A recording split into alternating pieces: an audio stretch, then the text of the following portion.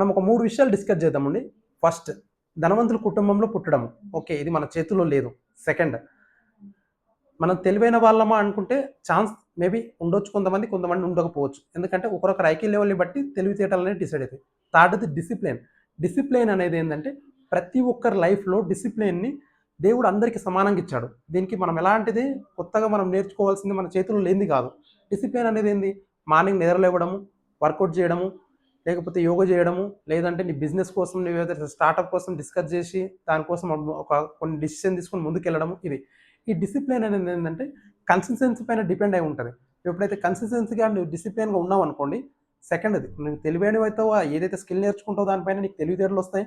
ఫస్ట్‌ది ఆ స్కిల్ ద్వారా నువ్వు మనీ ఎర్న్ చేసావనుకో ఆటోమేటిక్‌గా ధనవంతుడివి అవుతావు. ఓకే. ఇది ఫస్ట్ 2ని అచీవ్ చేయాలంటే లాస్ట్‌ది మన దగ్గర ఉంది. ఈ లాస్ట్‌ది ప్రతి ఒక్కరి దగ్గర ఉంటది. నువ్వు ఎప్పుడైతే డిసిప్లిన్‌గా ఉండడం ఎప్పుడైతే అలవాటు చేసుకుంటావో నువ్వు ఖచ్చితంగా నీ లైఫ్‌లో సక్సెస్ చూస్తావు. ఒకసారి ట్రై చేసి నాకు కామెంట్ చేయండి. Thank you.